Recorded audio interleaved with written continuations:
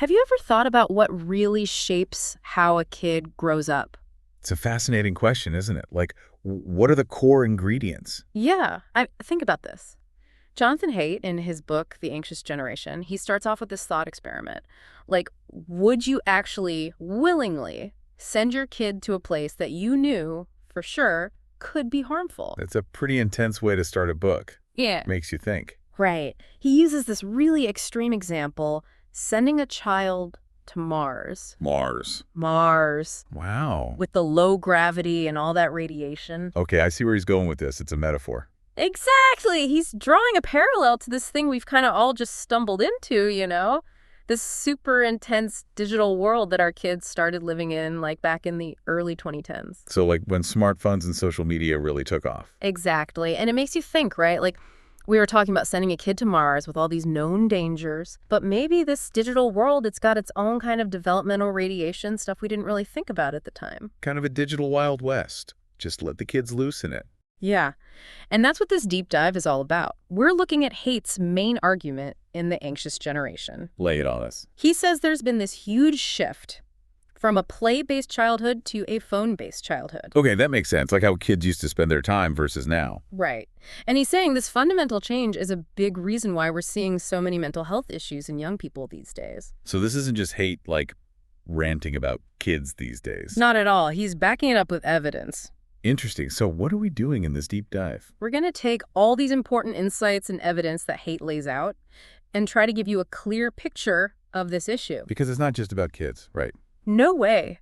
It affects all of us navigating this digital world, which, let's face it, is only getting more digital. Totally. Okay, so where do we start? All right, first, we'll look at the increase in mental health challenges in young people, starting around 2010 to 2015. That's when smartphones really became ubiquitous, right? Right. Yeah.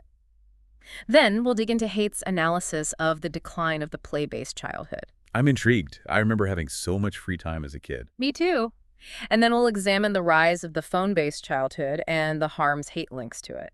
Okay, that's getting to the heart of the matter. Right. And lastly, we'll explore potential solutions, the actions Haidt believes are needed. Sounds like a plan. Let's do it. So let's start with what Haidt calls a tidal wave of mental health issues. Okay, tidal wave sounds serious. It is. He presents some pretty striking data documenting this major rise in adolescent mental health problems, and specifically in that 2010 to 2015 timeframe. So not just like a gradual increase. Nope, a significant jump. Makes you wonder what was going on then. Was it really just the phones? It's a big question, right? And it's important to highlight something Haidt points out. It's not all types of mental health problems that were increasing. He's seeing this sharp rise in what are called internalizing disorders. Internalizing? What's that mean? It's things like anxiety and depression. Oh, okay. So stuff that's kind of directed inwards, not outwards. Exactly, and particularly among girls. That's interesting. I've heard about that.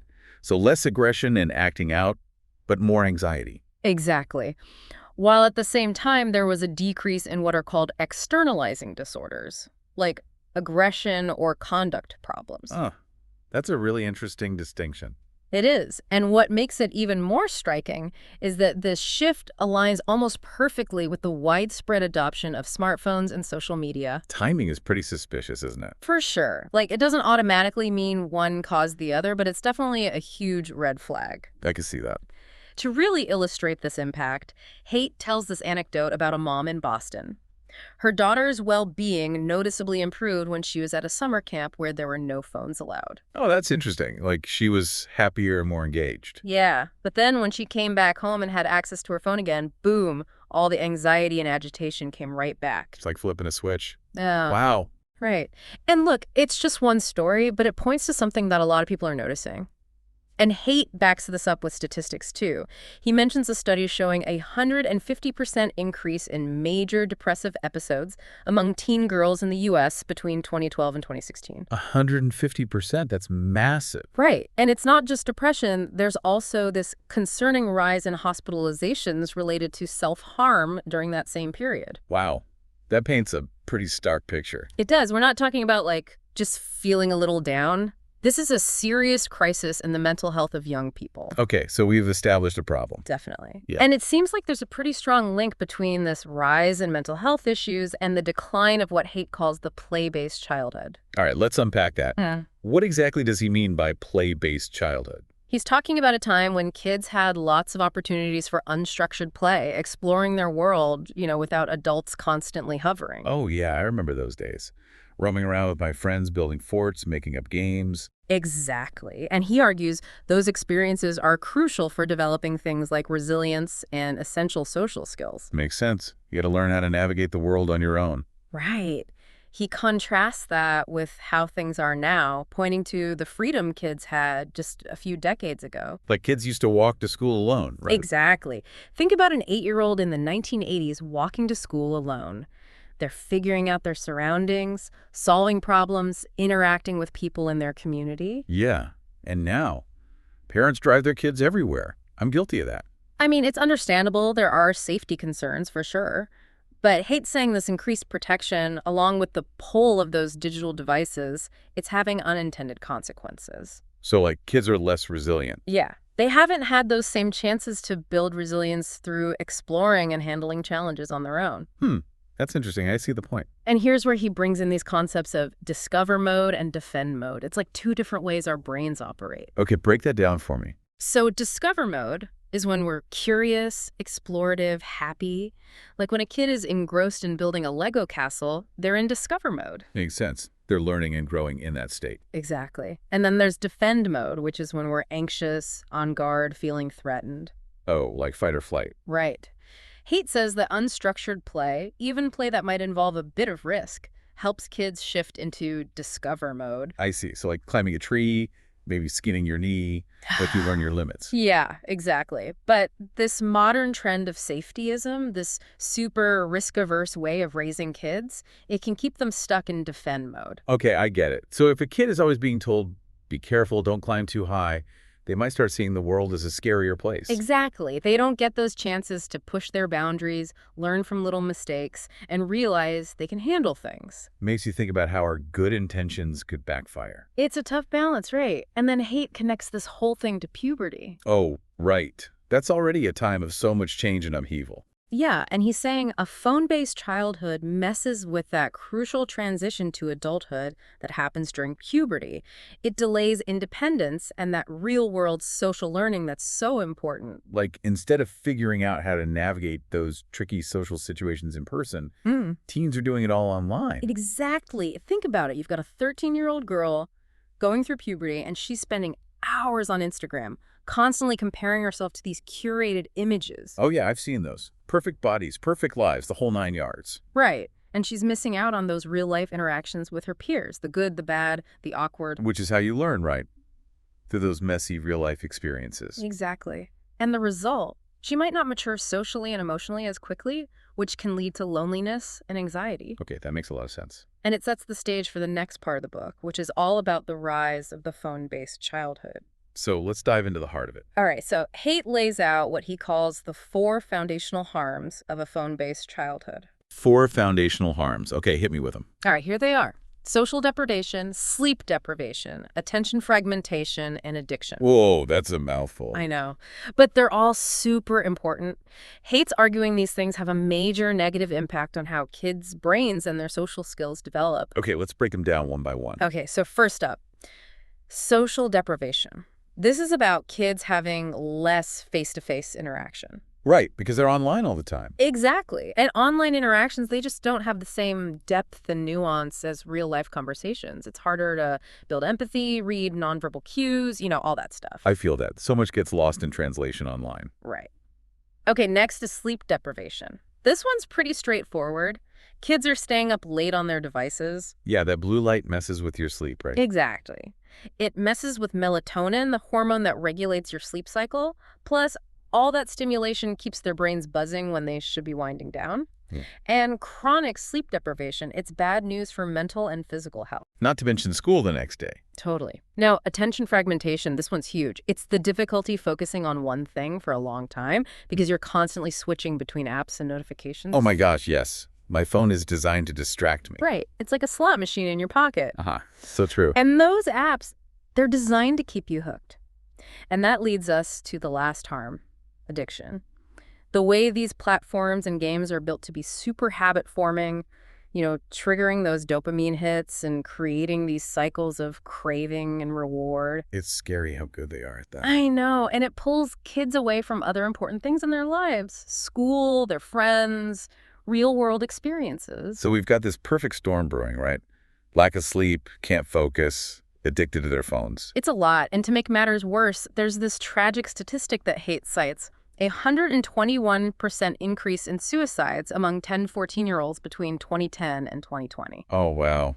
That's incredibly sad. It is, and while it's complicated, and there are lots of factors, it makes you wonder how much this phone-based childhood is playing a role. Makes sense to explore that connection further, for sure. Absolutely. Now, Haidt also digs into why these harms might hit girls and boys differently. Let's start with girls. Okay, what's he saying? He's saying social media, especially, can be worse for girls because they're often more focused on relationships and how they compare to others. Yeah, I can see that. It's all about social status and fitting in. Right. And platforms like Instagram, they magnify those comparisons. Oh, yeah. It's all about presenting this perfect filtered image. It's impossible to live up to. Totally. It's this constant exposure to these airbrushed, curated versions of people's lives, which can make anyone feel inadequate. Definitely. It's no wonder so many girls struggle with body image issues and low self-esteem. Right. And then you add cyberbullying to the mix, which can be brutal. Oh, gosh, yeah. It's relentless. It can spread so quickly. Exactly. And he even talks about the tragic story of Megan Meyer, the teenager who died by suicide after being cyberbullied on MySpace. Oh, right. That was heartbreaking. It was, and it shows how devastating the consequences of online cruelty can be. And when you connect all of this to the fact that there's been a 150% increase in depression among girls since 2012, it's hard not to wonder if platforms like Instagram are playing a role. Yeah. It's a lot to think about. It is. Now, shifting gears to boys, Haidt suggests they might be more likely to escape into virtual worlds. Escape into? What does he mean? Like, they might spend hours and hours in video games or watching online pornography. I see. While girls are more focused on social interactions online, boys are seeking something else. Right. They might be looking for a sense of achievement, control, maybe a sense of belonging in these digital spaces. So instead of playing sports, hanging out with friends, or exploring real-world hobbies, they're glued to screens. Yeah, and that can lead to social isolation and prevent them from developing those essential social skills. Like how to have a conversation, read body language, resolve conflicts in person. Exactly. And he gives this example of a 15-year-old boy who plays Fortnite for 6 hours every day. Oh, wow. That's a lot. No wonder he's neglecting his schoolwork and his real-life relationships. And Haidt links this to broader societal trends, like fewer men going to college or the whole failure to launch phenomenon. Failure to launch, what's that? It's when young adults struggle to become independent, They might live at home longer, have trouble finding jobs, and just generally struggle to transition into adulthood. So the boys are getting stuck in these virtual worlds, while the girls are grappling with the pressures of social comparison. It's a pretty bleak picture, honestly. But there's one more thing Haidt talks about that I found super interesting, and it relates to something called spiritual degradation and elevation. Okay, spiritual in the context of phones. Now I'm really curious. I know, right? So he's suggesting that spending so much time in these often shallow and addictive online environments can negatively impact our spiritual well-being. Because we're not experiencing those moments of awe and connection that nourish our souls. Exactly. Think about the difference between mindlessly scrolling through TikTok and actually witnessing a breathtaking sunset. Or having a deep conversation with a friend. Totally different experiences. Right. He's saying those enriching real-world experiences are getting replaced by digital distractions. It's like we're trading genuine connection for quick hits of dopamine. Yeah. And that brings us to the last part of the book, where Haidt lays out his call to action. Okay, I'm ready for some solutions here. Me too. So the big thing is, he doesn't believe this is an issue that individual parents can solve on their own. He frames it as a collective action problem. Collective action. What does that mean? He compares it to things like overfishing or pollution. Like one person trying to conserve or be more eco-friendly, it doesn't make much of a difference if everyone else keeps polluting. Oh, right. It has to be a coordinated effort. Exactly. And he says it's the same with this phone issue. Like, if one parent tries to limit their kids' screen time while all their friends are online 24/7, that kid's going to feel left out. Totally. It's that fear of missing out, that pressure to conform. Exactly. So hate stresses the importance of collective action, parents, schools, governments, and tech companies working together. Sounds like a big task. Where do we even begin? I know, right? But he does have some concrete suggestions. Like, he talks about parent groups within a school or a community coming together and agreeing to delay smartphones for their kids. Kind of like a pact, a collective agreement to prioritize their kids' well-being over social pressure. Exactly. And he compares this to those successful anti-smoking campaigns. Yeah. It took a huge shift in social norms to make smoking less appealing and less acceptable. That makes sense. So what about governments and tech companies? What can they do? He suggests things like raising the minimum age for using social media, maybe to 16. Oh, that's interesting. So like making it illegal for companies to target younger kids. Exactly. And also pushing for changes in how these platforms are designed, making them less addictive. He mentions France, actually. Back in 2018, they banned mobile phones in schools. Wow, a nationwide ban. That's pretty drastic. It is. But it shows that governments can take action. I wonder if it worked. Haidt seems to think it had some positive effects. Makes you think. Right.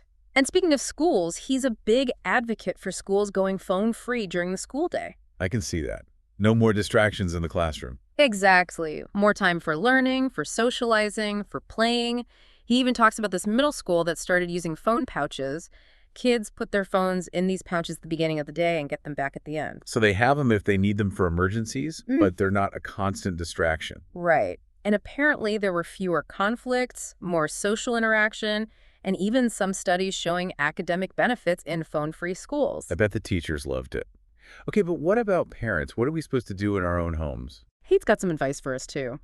He suggests delaying smartphones until high school, holding off on social media until at least 16, and really encouraging our kids to play, especially outside and unsupervised. Unsupervised. Yeah, he's big on giving kids that freedom to explore, take risks, figure things out on their own. I like that. It builds independence and resilience. Right. He even gives an example of a family who gave their 12-year-old a flip phone instead of a smartphone, and they focused on doing lots of outdoor activities together. Like hiking and camping. Yeah, and they reported that their kid was way happier and less anxious. It's all about making those conscious choices to push back against the constant digital pull. I'm feeling inspired. Less screen time, more real-life experiences. That's the spirit. Haidt calls it bringing childhood back to earth. He wants us to remember that crucial period around 2010 to 2015 when things shifted so dramatically and work to get back to those more play-based childhoods. So less Mars, more Earth. I like the sound of that. Me too. And he lays out 4 key reforms to make this happen. No smartphones before high school, no social media before 16, phone-free schools, and way more free, unsupervised play. So like a whole society effort to rethink childhood in the digital age. Pretty ambitious, but I can get behind it. Me too. Yeah. So to sum it all up, Haidt's big takeaway in the anxious generation is that this rapid move toward phone-based childhoods is a major reason why we're seeing so many mental health problems in Gen Z. It's not just that they're sensitive or that parenting is too soft these days. Nope. It's more complicated than that. He's pointing to the loss of those essential play-based experiences, the harms of social media, and how all of this is messing with healthy development. That's a lot to process, but it makes so much sense. It really does. And it makes you think about your own relationship with technology, right? For sure. I'm definitely going to be more mindful about my screen time and how it might be affecting me. Me too. And it makes you wonder, with technology evolving so quickly, what other changes are happening that we might not even be aware of yet? And how will those changes shape the next generation? It's a question we all need to be asking. And it's something for all of us to think about long after this deep dive is over. Absolutely. We've got to keep these conversations going. Couldn't agree more.